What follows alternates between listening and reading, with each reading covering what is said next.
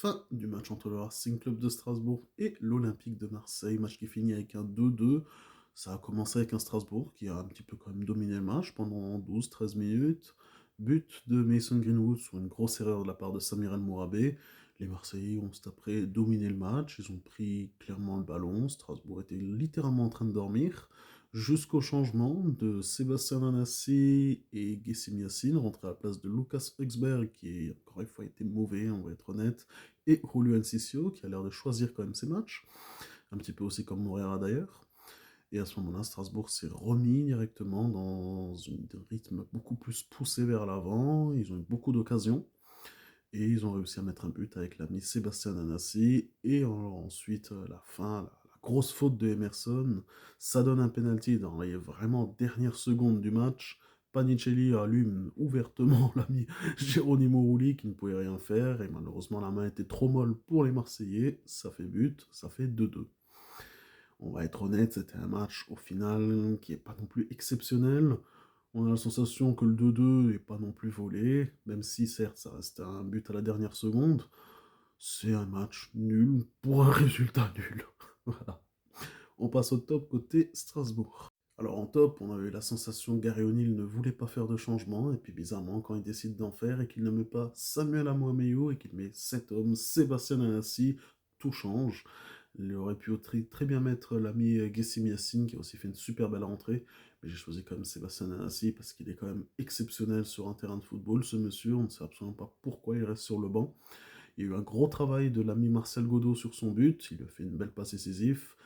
Nanassi réussit à reprendre, à faire une belle frappe. Alors ça fait un petit peu ragdoll, la balle contre sur un défenseur. Je crois même qu'elle recontre aussi Rouli, puis ça fait poteau rentrant. Bon, un beau bordel, mais ça fait but, et c'était ce qu'on avait absolument besoin à ce moment-là. De l'autre côté, ça sera Lucas Högsberg.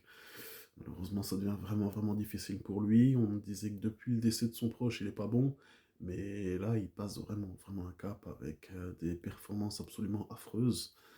On avait quand même la sensation qu'il était un petit peu bien revenu. Je crois que c'était le match contre Monaco. C'était très correct. Enfin, très correct. C'était honnête. Voilà, c'était honnête. Mais non, non, aujourd'hui, encore une fois, il est complètement à l'ouest. Et justement, c'est sa sortie qui amène un nouveau Strasbourg beaucoup plus offensif et beaucoup plus mieux dans le match. J'en profite aussi pour rappeler que si vous aimez parler des jeunes joueurs de Ligue 1 ou si vous êtes fan du Racing Club de Strasbourg, c'est ici l'Into Scouting. Alors je sais qu'actuellement j'ai pas fait beaucoup de vidéos sur les jeunes joueurs de Ligue 1 puisque je suis à fond dans les Jeux Olympiques, mais quand ça sera fini, on se remettra directement au travail, hein, et on trouvera de nouveau des bonnes petites têtes, des mecs qui vont doucement éclore. D'ailleurs, l'ami Sidiki Cherif est parti aussi au Sénégal. Il est parti au Fenerbahçe, transfert je crois de 26 ou 27 millions, donc autant dire que Angers a quand même bien mangé dessus. Alors en top côté marseillais, ça va peut-être un peu surprendre des personnes, parce que j'ai vu quelques petits commentaires, et je m'ai été alpagué par un mec sur Twitter qui me dit «Il fait aucune passe vers l'avant». Oui, mais je trouve quand même que Bilal Nadir a fait un match très très très important, surtout en termes de volume de jeu. J'ai vu un super Marseillais qui allait à droite, à gauche, au milieu, qui a vraiment pris notre milieu.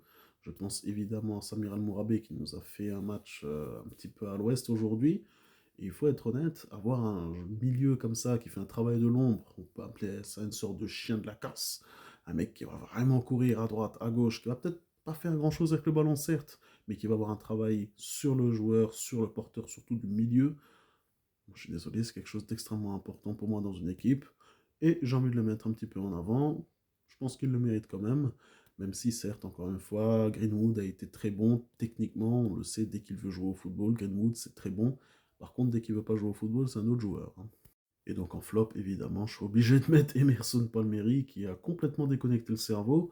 Il faut être honnête, il faut appeler un chat un chat, même en tant que supporter strasbourgeois. Barco, Panicelli sont des vrais poisons mentalement.